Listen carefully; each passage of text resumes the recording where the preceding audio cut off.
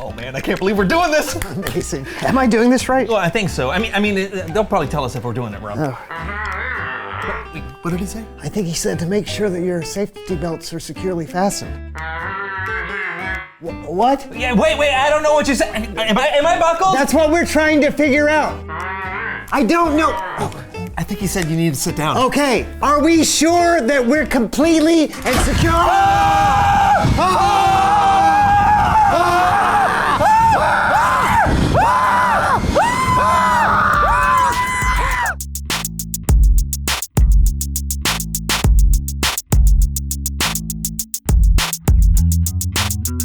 He's still there. He's doing all right. Yeah.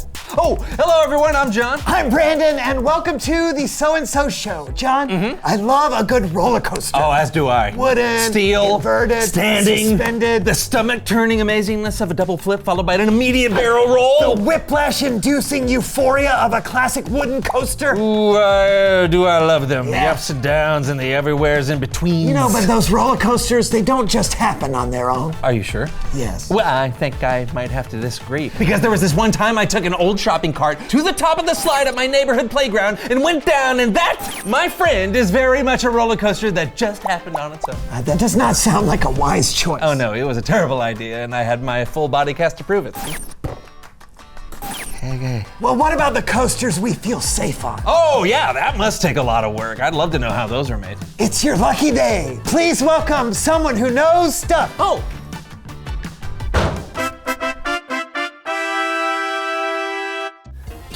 Whoa, it's kind of like being in the seat of a roller coaster, huh? Here we go.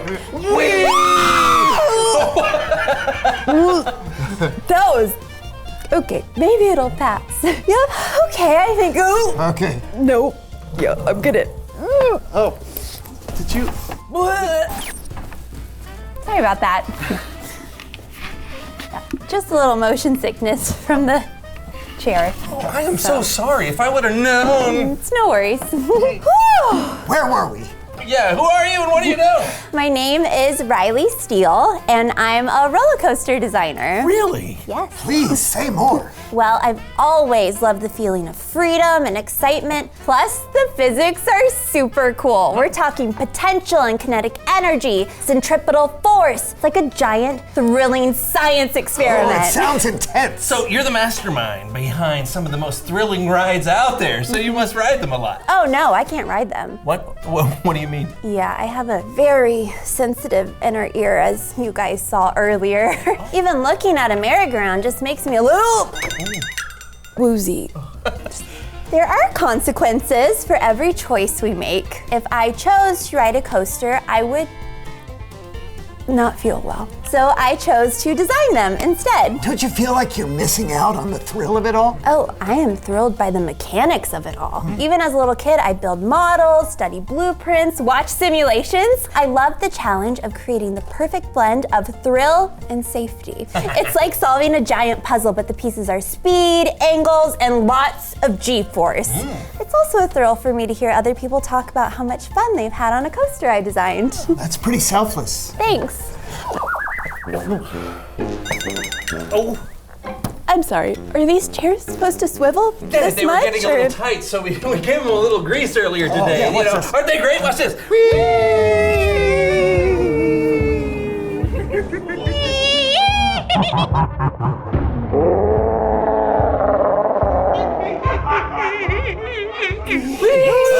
Oh boy. Blech.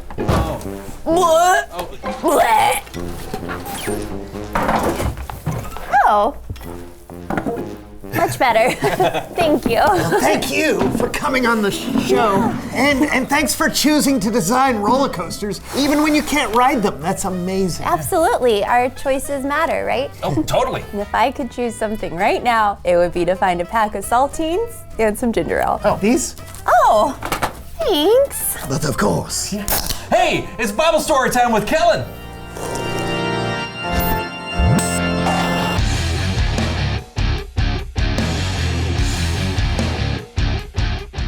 Hey, Kellen. How's it going, fellas? Not bad. We're just enjoying the ups and downs of the show. Like a roller coaster. Like life.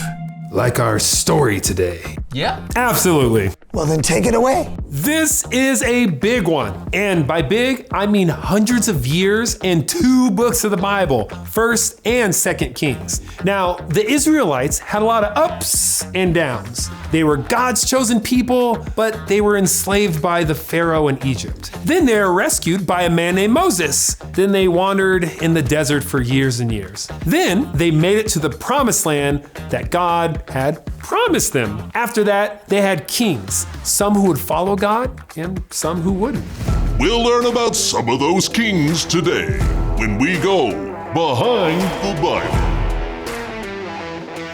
We've all heard about King David and King Solomon, brave and wise kings who followed after God most of the time. But have you heard about Solomon's son, King Rehoboam?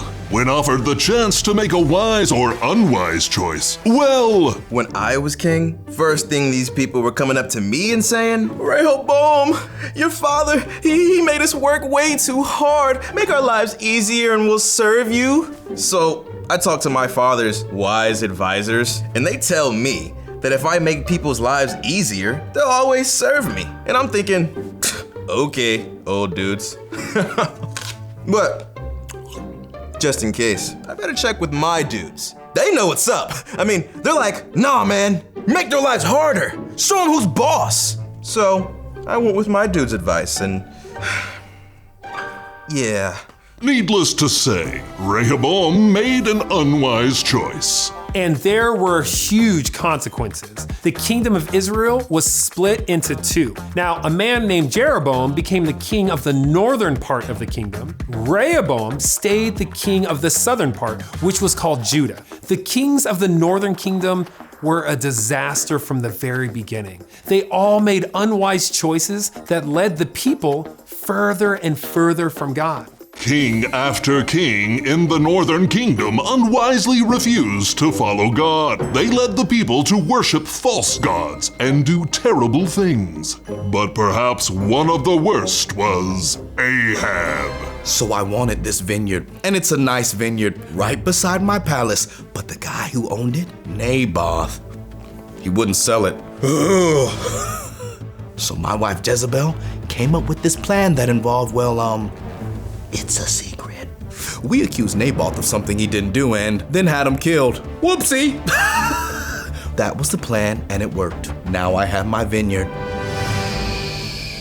Not a wise choice. Things would not end well for King Ahab. Eventually, the northern kingdom was defeated by its neighbors, and the people were forced into exile. The unwise choices for all those kings had their consequences. Now, in Judah, things were a little bit different. There were some kings who tried to do the wise thing. The 3rd king of Judah, King Asa, took down some of the false idols and put his trust in God. And then, let's go back. Behind the Bible. Not bad, Kellen. Not bad. Thank you. Many generations after Asa, there was King Joash. Joash was a wise king when a project that had been neglected for quite some time came to Joash's attention. He made the choice to fix it. God's temple was a mess, a disaster. So he collected the money to pay the workers and repair the temple. And now, look at it. It's beautiful. Joash made the wise choice to honor God. It was a time of hope for Judah, and there were others. Hezekiah was another king of Judah. He was known for not relying on his own understanding, but for seeking wisdom from God when making decisions that would affect the people. And finally, there was Josiah became king of Judah when he was only 8 years old. As he grew, he consistently made wise choices that returned the kingdom of Judah back to God. So Shaphan told me the high priest had found a book. And I was like, hey, I like books. But he was like, no, not just any book. He's found the book of the law, the Jewish scriptures. And he started reading it to me and it broke my heart. We had really fallen away from what it says. I mean, we literally lost the book. So I got all the priests and the elders together and I said, read it out loud right now. And they did. And oh boy, what a change. The best thing you can do when you find out you've been going in the wrong direction is to make the choice to turn back as soon as you can. So that's what we did. Josiah led the people in a Passover feast to remember how God had rescued the people in Egypt generations before. But the kings that followed him made unwise choices, and the kingdom of Judah was conquered. 400 years, 2 kingdoms, many kings. Some made wise choices, some not so wise, and their choices mattered. This has been another amazing trip behind the Bible. Thanks. That was quite a feat. An incredible story that reminds us of how important our choices are. The choices you make will impact your life, but they can also impact others. So let's choose to be like the wise kings who look to God for wisdom. Wow. Hey, thanks, Kellen. No doubt. You know, 1st and 2nd Kings really is a roller coaster. It really is. It's good to remember how the choices the kings made, both wise and unwise, affected the kingdom and all its people for years and years to come. Yeah, and I know we're not kings, but our choices are important too. Absolutely. We can learn from the stories that we read in the Bible. God even sent Jesus to show us how to love God and others with the choices we make. Remember, our choices matter. Thanks, Kellen. Hey, we'll see you next time. Later. Our choices matter. Yes, absolutely. And your choices matter too. Why, you may ask? I may. You may. All right, reveal the question. Oh, why do your choices matter? Because they affect you. And others. Yeah, the difference between a wise choice and an unwise choice can sometimes be a really big deal. Yeah, but as we've said before, on this roller coaster of life, you're gonna have a lot of choices. And if you're putting your trust in Jesus, the Holy Spirit will lead you to make the wise choice. Well said. You know what? I think that's a great place to end. A wise place to end. Nice, nice. Hey, you wanna go on a roller coaster? A real one or the roller coaster of life? Why not both? Deal. That's it for today. Hey, we'll see you next time on The So-and-So Show. Goodbye, everybody. See ya. All right.